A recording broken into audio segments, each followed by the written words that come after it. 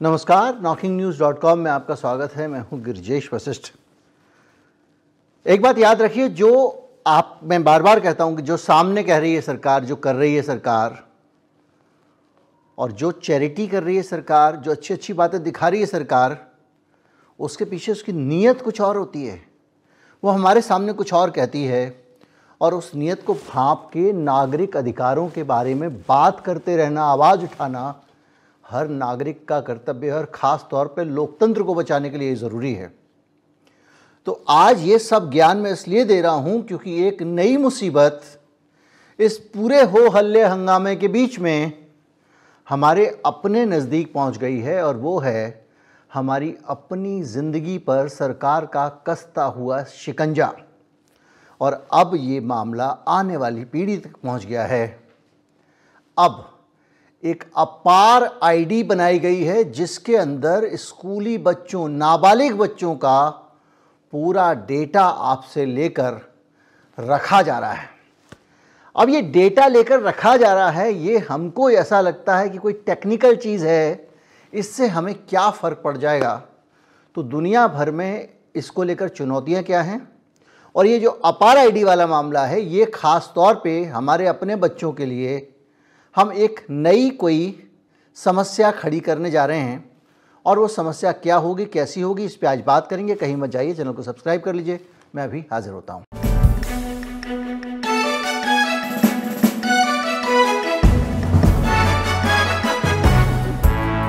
पहले समझ लीजिए अपार आईडी। दरअसल अपार आईडी एक ऐसा फोल्डर है जो कहीं किसी सरकार के सर्वर में पड़ा हुआ है। उस फोल्डर के अंदर आपके बच्चे की निजी जानकारियां, उसका आधार, उसके सारे के सारे जो स्कूल के सर्टिफिकेट हैं, वो सारी की सारी चीज़ें रख दी जाएंगी और उस फोल्डर का एक नाम रख दिया जाएगा, और वो नाम होगा एक आईडी, एक नंबर। और ये जो आईडी है, इस आईडी के खोलते ही देश भर की सरकारों, कोई भी सरकार हो, कोई भी सिस्टम का आदमी हो, आने वाले समय हो सकता है प्राइवेट यूनिवर्सिटियों को दे दिया जाए, उनको एक क्लिक से स्टूडेंट्स की सारी जानकारी मिल जाएंगी। देखने को वो एक एकेडमिक इन्फॉर्मेशन है, भैया इसकी ये मार्कशीट है, पास हुआ कि नहीं हुआ, फेल हुआ कि नहीं हुआ। और हम लोगों के लिए मार्कशीट का मतलब होता है कि भैया कितने मार्क्स आए, नौकरी पाने के लिए कितना काबिल है, वगैरह वगैरह। लेकिन इसके साथ साथ मार्कशीट बहुत सारी चीज़ें कहती है जिसका अध्ययन जो साइको डाटा एनालिसिस के लोग हैं वो करते हैं। अब साइको डाटा एनालिसिस के लोग क्या होते हैं? आपके जीवन से जुड़ा हुआ डेटा ये लोग लेते हैं और अलग अलग खांचों में डालते हैं, इसका क्लासिफिकेशन करते हैं, और समय आने पर कब किस व्यक्ति को कैसे नियंत्रित किया जा सकता है, कैसे अप्रोच किया जा सकता है, और उस आदमी का कैसे फ़ायदा उठाया जा सकता है, इसको लेकर ये पूरा डाटा एनालिसिस होता है। सरल भाषा के अंदर अगर समझा जाए, आप मैथमेटिक्स में बहुत कमज़ोर हैं और कोई आदमी आपको उल्लू बनाना चाहता है तो वो कोशिश करेगा किसी मैथ वाले मामले में आपको उलझा दिया जाए।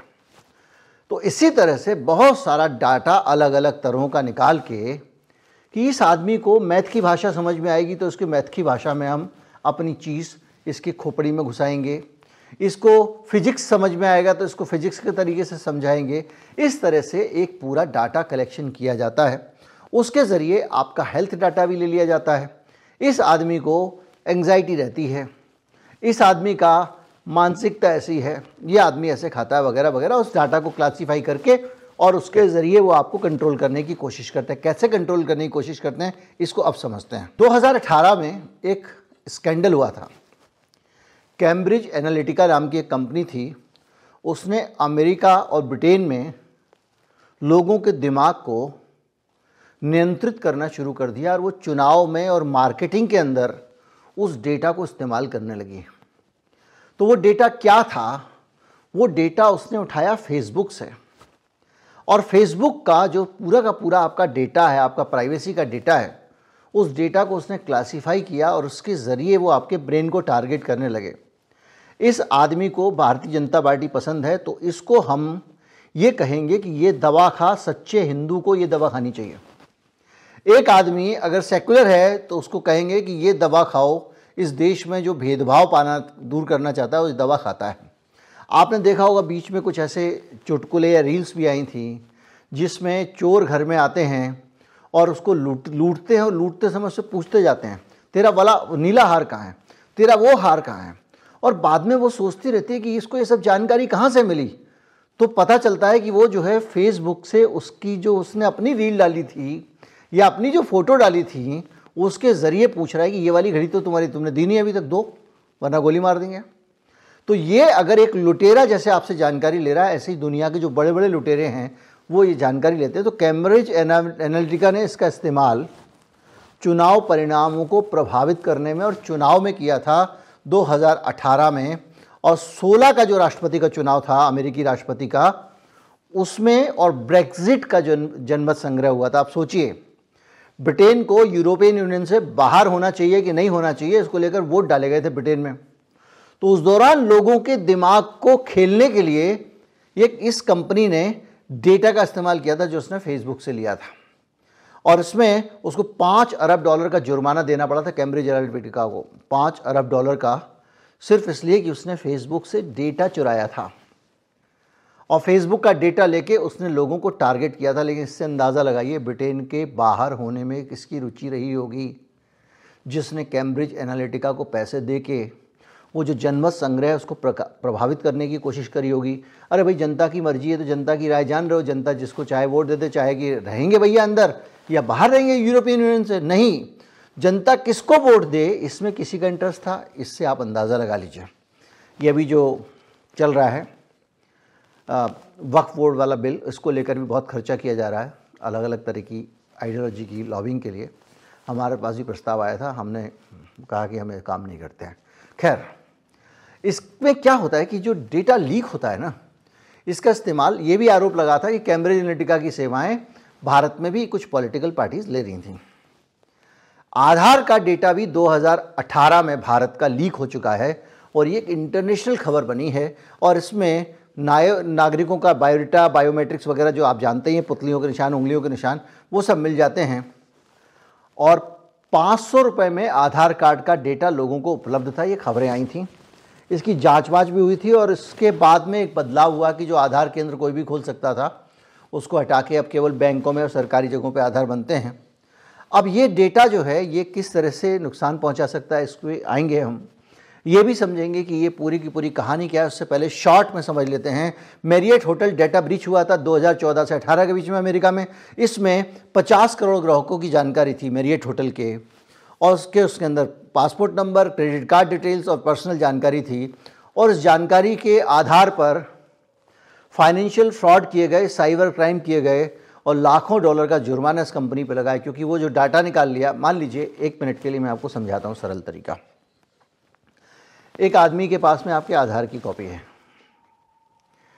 आपका पैन कार्ड भी है और आपकी बाकी डिटेल भी है, और अगर उसकी बैंक से सेटिंग है, उसको कितना टाइम लगेगा आपके नाम पे बैंक से जो है वो लोन लेने में। वो आपके नाम से एक सिम कार्ड भी निकाल सकता है और सिम कार्ड का इस्तेमाल गलत कामों में कर सकता है। जो जितने आपके पास फ़ोन आते हैं ना, ये आजकल जो आ रहे हैं डिजिटल अरेस्ट वाले, इन फ़ोन में ज़्यादातर आपके मेरे नंबर को ही वो इस्तेमाल करते हैं कॉलर आईडी के तौर पे। तो इससे जो है तमाम तरह का नुकसान हुआ। और इक्विफैक्स जो है 2017 में एक डाटा लीक हुआ था, और ये है क्रेडिट रिपोर्टिंग एजेंसी जो लोगों की क्रेडिट के बारे में पता करती है। भाई जैसे हमारे यहाँ पे भी होता है ना कि किस आदमी का क्या कौन सी वो रिपोर्ट होती है एक बैंक की, जिसके आधार पे बैंक आपको लोन देता है, सिविल रिपोर्ट, उसी तरह की ये कंपनी थी। इसका डाटा 14 करोड़ 70 लाख लोगों का डाटा वहाँ से लीक हो गया। सिंगापुर का जो 15 लाख नागरिक हैं उनका हेल्थ केयर डाटा लीक हो गया। अब इससे आप अंदाज़ा लगा लीजिए, अगर पता चल गया कि आपका बीपी ज़्यादा रहता है तो एक बीपी वाली कंपनी बड़े टारगेटेड तरीके से आपको टच करेगी और आपको बार बार बीपी से होने वाले दुष्प्रभावों से डराएगी, और आपको अपनी जो दवा उसको बेचनी है वो बेच लेगी। इससे बहुत सारे सवाल होते हैं, और सबसे बड़ा राष्ट्रीय सुरक्षा पे सवाल है। भारत को अगर आप लें तो उसमें पूरी दुनिया में 2020 में कोविड का जो डाटा है उसका मिसयूज़ हुआ। हमारे जैसे बहुत सारे देशों ने अपना डाटा एक जगह पे एक सर्वर में डाल दिया था ताकि दूरी दुनिया को मिल सके, और इसका फ़ायदा लोगों ने उठाया और लोगों पे सर्विलांस का इससे ये हुआ। तो ये जो चीज़ें हैं ये आपको हो सकता है कि भाई ठीक है, डाटा बीच हो गया, कंपनियों ने कुछ कर लिया, और आप तो बड़ी बड़ी बातें कर रहे थे, गुलामी हो जाती है, नागरिकों के ऊपर नियंत्रण हो जाता है। नियंत्रण का कुछ झलक आपको अभी थोड़ी सी जो मेरी बातें थी उससे मिली होगी कि किस तरह से कैम्ब्रिज एनालिटिका ने चुनाव प्रभावित किया अमेरिका का, कैसे उसने जनमत संग्रह प्रभावित किया। हमारे यहाँ पे भी मैंने आपको क्लॉगर टेक्नोलॉजी क्या है वगैरह वगैरह वीडियो बनाया कि हमारे चुनावों को ये डाटा चुरा के किस तरह से हमारे दिमागों से खेल के प्रभावित करते हैं। सिलेक्टेड कम्युनिकेशन जाएगा, जो लोग कट्टर हिंदू हैं, कट्टर हिंदू लिखते हैं, उसका एक साथ होगा, उनके पास मैसेज जाएगा तुम्हारा खून नहीं है, पहले तो पानी है, जाओ सुबह 5 बजे निकल के वोट डाल के आ जाओ। एक एक हिंदू 4-4 वोट डलवाएगा, भारत माता की सौगंध, है ना। दूसरे आदमी को कुछ और समझाया जाएगा, तीसरे को कुछ और समझाया जाएगा। देखो सारे के सारे, अगर मान लीजिए वोटिंग का दिन है और एक कट्टर हिंदू के घर पे ये मैसेज आ जाए व्हाट्सएप पे कि देखो सारे इकट्ठे हो के मुसलमान वोट डाल रहे हैं और तुम हारने वाले हो, अभी नहीं निकले तो कभी नहीं निकलोगे, ये होगा वो होगा, और फिर तमाम सारी जो कॉन्स्पिरेसी थ्योरीज डाल देंगे और आप घबरा के वोट डालने चले जाओगे। तो ये जो चीज़ें हैं ये एक तरह से इनडायरेक्ट हैं, लेकिन सरकार कैसे कंट्रोल करती है इसको लेकर भी बहुत सारी चीज़ें हैं, और ये हमारे लिए घंटी है खतरे की। बच्चों का डेटा, हमारा डेटा, आधार डेटा, और भी मैं अभी डिस्कस करूंगा कौन कौन से भारत में डेटा ले लिया। हमसे कहा कि घर घर तिरंगा अभियान। अब आप जा रहे हो बड़े मज़े से अपने घर के ऊपर तिरंगा लगा रहे हो, अरे भगवान, वो जो वो आपकी लोकेशन है ना भाई साहब, जियो टैगिंग कर रहे हैं वो, आप उसमें अपना नंबर डालते हो, अपने घर पे तिरंगा लगाते हो मैप में जाके, और उनको पता चल गया इस नंबर का फला फला आदमी इस जगह रहता है, और उसके ज़रिए जब उनको ज़रूरत पड़ेगी तो वो आपको कंट्रोल करेंगे। चीन का उदाहरण देता हूँ, उइगर मुसलमानों को कंट्रोल करने के लिए 2019 में चीन ने क्या किया, उसमें डाटा निगरानी उइगर की करने के लिए पूरा मैकेनिज्म बनाया। उन्होंने ये पहचाना कि इसमें कौन कौन से लोग हैं जो कहीं ना कहीं सरकार को चुनौती दे सकते हैं, कौन कौन से लोग मुखर हैं, कौन कौन से लोग चुप हैं। उसी तरह से पकड़ के लोगों को जेल में डाल दिया गया। उइगर मुसलमानों की सारी धार्मिक स्वतंत्रता को चीन ने कुचल के रख दिया। ये चीज़ें डेटा कलेक्शन से ही होती हैं। आपको याद है एक कंपनी थी क्यूडी कैब ने कोरोना के टाइम में, जब वहाँ की सरकार पूरा तरह से लोगों का डेटा चाहती थी और उसके पास डेटा नहीं था, तो उसने क्यूडी कैब से कहा कि आप डेटा दीजिए, और वो कैब कंपनी थी, उसके पास नागरिकों का पूरा डेटा था। उस डेटा के ज़रिए टीकाकरण किया चाइना में सरकार ने। उसके बाद में उस क्यूडी कैब कंपनी के पास इतना डेटा हो सकता है तो वो राष्ट्रीय सुरक्षा के लिए खतरा हो सकती है। इस ग्राउंड पे उस कंपनी को चीन की सरकार ने चटनी बना दी थी। चीन में बाकायदा सोशल क्रेडिट सिस्टम है, जैसे हमारे यहाँ सिविल है, उसके आधार पर तय होता है कि इस आदमी को कितने लोन दिया जा सकता है, कितना नहीं लिया जा सकता। ये आदमी पैसे लेके भाग जाएगा तो क्या होगा। वैसे ही चीन में सोशल क्रेडिट सिस्टम है। सरकार तय करती है कि इस आदमी की सामाजिक प्रतिष्ठा क्या होनी चाहिए, प्रशासन और सरकार को इस आदमी को कितनी ढील देनी है, कितनी छूट देनी है, और हर व्यक्ति के व्यक्तिगत आचरण को और उसकी जानकारी को ट्रैक किया जाता है। उसका फाइनेंशियल बिहेवियर, कितना खर्च करता है, क्या खर्च करता है, क्या नहीं खरीदता है, उसकी सोशल एक्टिविटीज़, उसके राजनीतिक विचार, और इसके आधार पर उसको स्कोर दिया जाता है। ये ठीक वैसे है जैसे मान लीजिए आज मोदी जी ये पूरा सिस्टम बनाए कि कौन कौन कांग्रेसी है ये पहचान लें, कौन कौन आम आदमी पार्टी वाला है ये पहचान लें, और उसके आधार पर वो अपने पास बन रहा है, ये सिस्टम उनके पास है। मैंने उन पत्रकारों की लिस्ट देखी है जिसको सरकार पसंद नहीं करती, उसमें मेरा भी नाम था, और ये बात भी 5-6 साल पुरानी हो गई है। खैर, तो ये जो है ये एक सोशल क्रेडिट सिस्टम चीन ने बनाया हुआ है। और ये सारा काम कैसे करती है सरकार, क्योंकि सरकार के पास में डेटा होता है। और आप जानते हैं कि अगर आप अभी तक जो हमने बात की उसको देखें तो सरकार एक तो डेटा कलेक्ट करती है, डेटा का महत्व क्या है ये आपने समझा, और ये भी समझा कि हमारी सरकार को डेटा संभालने का सहूर नहीं है। मैंने कुछ उदाहरण आपको डाटा लीक वाले दिए, जैसे कि हर घर तिरंगा वाला, क्योंकि प्राइवेट कंपनियां चला रही हैं इन सबको ना, सरकार नहीं चला रही है। जैसे कि मैंने आपको आधार डाटा लीक होने का उदाहरण दिया, और जैसे कि भारत में एम्स जैसा सेंसिटिव संस्थान जिसके अंदर हिंदुस्तान के हर वीआईपी का हेल्थ रिकॉर्ड है, और उस हेल्थ रिकॉर्ड के बदले उस वीआईपी को कई तरीके से कंट्रोल किया जा सकता है, वो पूरा डाटा हैक हो गया था, रैंसमवेयर से लॉक कर दिया गया था। और आज तक सरकार ने यह बयान नहीं दिया है कि वो डाटा रिकवर कर लिया गया है। तो हमारी सरकार को इस डाटा को बचा के रखने का भी सहूर नहीं है। समय समय पे डाटा लीक होता रहता है। अभी बीच में हो सकता है बातचीत में कुछ और उदाहरण निकल आए, और इसके तहत भारत में बाकायदा जो यूएपीए कानून है उसके तहत डाटा का मिसयूज हो रहा है, और इसको पूरी दुनिया में ये चीज़ है। लेकिन चीन का जो मैंने बताया क्रेडिट स्कोर सिस्टम है, उसके आधार पर लोगों के ऊपर सोशल, राजनीतिक, आर्थिक प्रतिबंध लगाए जाते हैं, उनकी नागरिक स्वतंत्रता को दबाया जाता है। जो सरकार की आलोचना करने वाले लोग हैं उनको कुचल दिया जाता है इस सोशल क्रेडिट सिस्टम के नाम पे।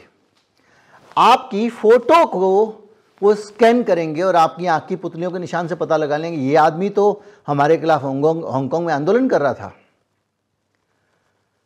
आपके अंगूठे के निशान से आपका फिंगरप्रिंट कहीं से उठा लेंगे, अंदाज़ा लगा लेंगे, और तो और आप सड़क पे जा रहे हैं, वहाँ एक सीसीटीवी कैमरा लगा हुआ, उससे आपका चेहरा देख के पहचान लेंगे कि ये आदमी तो सरकार के खिलाफ बोलता है। भारत में भी जो यूएपीए कानून है, जिसके अंतर्गत बहुत सारे नेता जेल गए, केजरीवाल भी जेल गए, किसी के ऊपर भी मनी लॉन्ड्रिंग का आरोप हम लगा देते हैं, सरकार ने टेढ़ा मेढ़ा कानून बना दिया है मोदी सरकार ने। उसके तहत भी जो राजनीतिक विरोध करने वाले नागरिक हैं उन पर नज़र रखी जाती है, उनको ट्रैक किया जाता है, और कई लोगों को आतंकी गतिविधियों के आरोप में भी फंसाया गया है। ये मैं इंटरनेशनल मीडिया से लेके आपको इन्फॉर्मेशन दे रहा हूँ। भारत में तो हम सब लोगों के लिए एक आरोप की तरह है ये। इसी तरह से जो विरोध प्रदर्शन करने वाले लोग होते हैं उनको भी पहचाना जाता है। कल प्रदर्शन करने वाली है आम आदमी पार्टी। एक दिन पहले रात को आम आदमी पार्टी के नेताओं को घर से उठा लिया जाएगा। कैसे उठाया जाएगा? क्योंकि वो अपने डाटाबेस के आधार पर उनकी लोकेशन ट्रैकिंग कर लेंगे, ये आदमी इस समय कहाँ पे है, उस समय कहाँ पे है। मोबाइल घर पे रख जाओगे तो सड़क पे रखे हुए कैमरों से ट्रैकिंग कर लेते हैं, और सरकार के खिलाफ कभी ना कभी तो लोगों को आंदोलन करना ही पड़ता है। किसान आंदोलन कर रहे हैं कि नहीं कर रहे हैं? कभी हमको भी करना पड़ेगा जो हालात हैं। ऐसी स्थितियों में लोकेशन ट्रैकिंग, सोशल मीडिया की जो सर्विलांस है, फेस रिकॉग्निशन है, इस तरह के सारे टूल्स को इस्तेमाल करके और ये पता करके कि भैया इसका नज़दीकी कौन है, इसका अपना कौन है, ये किसको प्यार करता है, किसको उठा लिया जाए थाने में तो ये चुप हो जाएगा, किसको धमका दिया जाए तो ये चुप हो जाएगा, ये सब जानकारियाँ डेटा ही तो है। उस डेटा को रख के वो बाकायदा ऐसा कर रहे हैं। मैंने आपको बार बार बताया है कि हांगकांग का आंदोलन क्या था, कैसे उनको कुचला जाता था, उस पर डिटेल में जाऊंगा, आप लोग पक जाएंगे। इसके साथ साथ, क्योंकि मैं 10 वीडियो में वो जानकारी दे चुका हूँ, मोबाइल डेटा, लोकेशन, सामाजिक जो, और इसके साथ साथ बहुत सारी चीज़ों के ज़रिए आपको ट्रैक किया जाता है। अब ये आपके लिए कहने को क्या हुआ, अरे ले लिया डेटा तो क्या हो गया, लेकिन वो जो एक डेटा आपका ले लिया, जो इन्फॉर्मेशन ले ली, वो किस तरह से आपको सरकार के शिकंजे में ला रही है। स्टेट सर्विलांस में किस हद तक आप आ गए हैं, और आपकी अपनी निजी ज़िंदगी, आपकी अपनी आज़ादी, आपकी अपनी प्राइवेसी धीरे धीरे छिनती जा रही है। आप याद कीजिए, पेगासस आया था, आपकी गोपनीय बातें, आपका लोकेशन डाटा, आपके गोपनीय संदेश, आपकी सामाजिक मीडिया, सोशल मीडिया की एक्टिविटीज़, पत्रकारों, नेताओं, ह्यूमन राइट एक्टिविस्ट और पॉलिटिशियंस को इसमें पकड़ा गया था, बस फंसाया गया था। इससे आप अंदाज़ा लगा लीजिए कि जो असहमत लोग हैं उनको किस तरह कुचला जाता है। अभी हाल में एक रिपोर्ट आई है, बड़ी गंभीर रिपोर्ट है, और वो रिपोर्ट ये है कि मोदी सरकार जिन जिन जगहों पे इसके खिलाफ आ रहा है, ह्यूमन राइट इंडेक्स में कम आ रहा है, यहाँ आ रहा है, तो उनसे जुड़ी हुई कंपनी के लोगों को फांस रही है और उनको इस बात के लिए मजबूर कर रही है कि भारत के बारे में अच्छी रिपोर्ट दें, हंगर इंडेक्स में ऊपर कर दें, मतलब हम अपना देश नहीं सुधारेंगे, उसको कहेंगे तू रिपोर्ट अच्छी कर दे। ये भी अभी एक खुलासा हुआ था, मुझे मिलेगा तो उसकी कटिंग लगा दूंगा। इस तरह से साउथ कोरिया में भी ऑनलाइन निगरानी के मामले हुए हैं और साउथ कोरिया में जो डेटा संग्रह किया गया उसमें भी वही चीज़, ऑनलाइन कम्युनिकेशन, उनकी जो परचेजिंग हैबिट्स हैं, इसके साथ साथ कौन सरकार के खिलाफ बोलता है क्या नहीं बोलता है, इसका इस्तेमाल करके, और जो स्वतंत्र राय रखने वाले लोग थे वो डरते हैं। अब पर्सनल फ़ोन पे व्हाट्सएप ग्रुप में भी कोई कुछ नहीं बोलता सरकार के खिलाफ। और अभी हाल में आपने देखा था कि वहाँ पे क्या हुआ था, वहाँ पे उनके राष्ट्रपति ने ये घोषित कर दिया कि भाई वो राष्ट्रपति, उन्होंने अपना एक तरह से फासिस्ट तरीका अपनाया था। उसके बाद संसद ने उनको जो है वहाँ से, उन्होंने बहुत सारी पावर ले ली थी, उसका संसद ने उनको हटा दिया। उनके ऊपर मुकदमा चलना था राजद्रोह का, वो किसी तरह से जो भी है, लेकिन कुल मिला के वहाँ के राष्ट्रपति ने शिकंजा कसना शुरू कर दिया। और उससे पहले उसने सोशल मीडिया पे ही कंट्रोल बनाया था। और अमेरिका में भी जो नेशनल सिक्योरिटी एजेंसी NSA है, वो एक प्रिज्म प्रोग्राम चलाती है, उसके तहत वो phone call, email, online activities को इकट्ठा करती रहती है और इसके कारण लोगों की स्वतंत्रता को भयंकर खतरे में पड़ी हुई है। ये सारी चीज़ें ये बताती हैं कि जो हमारा एक डेटा है जो हमसे ले रही है सरकार, वो डेटा कहीं ना कहीं एक ऐसी चीज़ है जो बहुत कीमती है। और अब जो सरकार अपार आईडी के लिए कर रही है, वो आपको एक अंडरटेकिंग दे रही है कि आपका बच्चा तो नाबालिग है, आप लिख के दीजिए कि आपका ये जो डेटा है बच्चे से जुड़ा हुआ, एजुकेशन का, एकेडमिक्स का, आधार का, इसका इस्तेमाल स्वास्थ्य मंत्रालय कर सकता है। स्वास्थ्य मंत्रालय इस जानकारी को लेना चाहता है और ये आपसे लिखवा के लिया जा रहा है। और सरकार कहती है तो अच्छे के नहीं लिख के देना है तो मत दो, लेकिन जब क्लास टीचर का फ़ोन आता है आपके पास में, सर आज भरवा दीजिए फॉर्म क्योंकि आज मुझे जमा करना है, क्योंकि मेरे को ऊपर से ये है, प्रिंसिपल के पास, शिक्षा विभाग से आता है कि जल्दी से भरवा के दीजिए बच्चों का, CBSE से आता है जल्दी से भरवा के दीजिए, और उनको बाकायदा डिजी लॉकर के अंदर ही मार्कशीट रखी जा रही है। इस बार तो जो रिजल्ट आए थे वो रिजल्ट ही डिजी लॉकर के अंदर मार्कशीट रख के ही आपको दिए गए थे।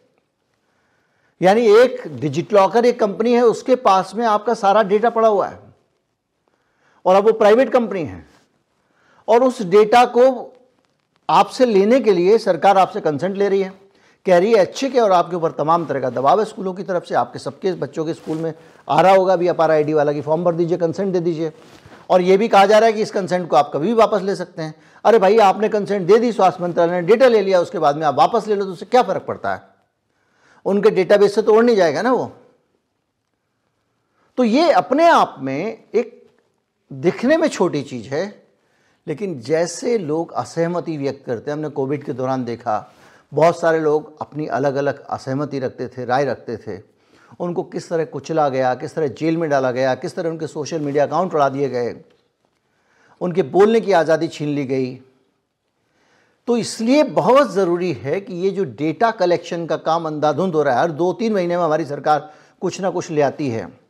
याद कीजिए, हेल्थ आईडी बना दी, आपको उसने कोविड का टीका लगाया, कोविड के टीके का सर्टिफिकेट उसको देने के बजाय उसने क्या किया, पहले आपकी एक हेल्थ आईडी बनाई और आपको टीका लग चुका है ये जानकारी उसने उस हेल्थ आईडी के अंतर्गत डाली और वहाँ से निकाल के दी। यानी पूरे देश के लोगों का एक डाटाबेस एक हेल्थ आईडी में चला गया। इसी तरह से ये तरह तरह से हमारा डाटा लेने के लिए सरकार बहुत उतावली दिखती है, और ये उतावलापन जो है ये कहीं ना कहीं बताता है कि ये दाल में काला है, क्योंकि जिन जिन जगहों पर दुनिया में डाटा कलेक्शन के आरोप लग रहे हैं वहाँ की सरकारें बहुत अथॉरिटेरियन हैं। अमेरिका में इस डाटा का मिसयूज जनता के खिलाफ करने के NSA के ऊपर आरोप लगे। चीन में चीन की सरकार ये कर रही है, ये बार बार आ रहा है। साउथ कोरिया में ऐसा हो रहा है, ये आ ही रहा है।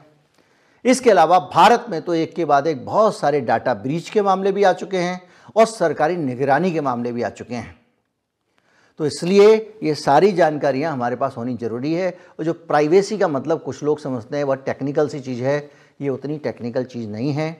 सरल तरीके से वीडियो ख़त्म करने से पहले आपको ये समझाऊं कि दुनिया में आपका पड़ोसी आपको जानता है कि आप फला फला आदमी हैं, लेकिन आपका बैंक आपको नहीं जानता। आपका बैंक आपको आपके डेटा से जानता है। फेसबुक आपको आपके डेटा से जानता है, गूगल आपको आपके डेटा से जानता है। और अगर आपका डेटा किसी और के पास चला गया तो वो डुप्लीकेट गिरिजेश वशिष्ठ बन सकता है, ये एक सुविधा उसको मिल जाती है। इसलिए ये हम सबके लिए भयंकर खतरनाक और भी है, कम से कम क्रिमिनल्स के नज़रिए से। और सरकारी नियंत्रण जो है जब इतना बढ़ता चला जाएगा तो कल के दिन कोई भी व्यक्ति, मान लिया मोदी जी बहुत डेमोक्रेटिक हैं, अगर तानाशाही कायम करने की कोशिश करेगा, फासिस्ट रजीम लाने की कोशिश करेगा, तो आप आवाज़ भी नहीं उठा पाओगे, क्योंकि उसको पता होगा ये आदमी बहुत वीडियो बनाता है, ये आदमी सरकार से असहमत है और इसको इस तरह से डरा सकते हैं, तो चुप करा देगा। अगर कहीं से चुप नहीं, उसने देखा इसकी फाइनेंशियल हैबिट देखो भाई, उसका मुंह, कोई आदमी ऐसा उसका मुंह भर दो एकदम नोटों से, ऐसे चुप करा लिया जाएगा। नहीं मानेगा तो जेल में डाल देंगे, डंडे से पीटेंगे, तो कुछ भी हो सकता है। तो इसलिए हमको ये जानना ज़रूरी है कि डेटा जो है उसकी अहमियत क्या है, और ये जो अपार आईडी बन रही है उससे भारत में डेटा कलेक्शन का एक नया अध्याय शुरू हुआ है कि आने वाली पीढ़ियों का डेटा भी सरकार ने अपने शिकंजे में लेना शुरू कर दिया है। ज़रूरत से ज़्यादा डेटा कलेक्शन मनुष्य की आज़ादी का सबसे बड़ा खतरा है, सबसे बड़ी चुनौती है। नमस्कार, जय हिंद।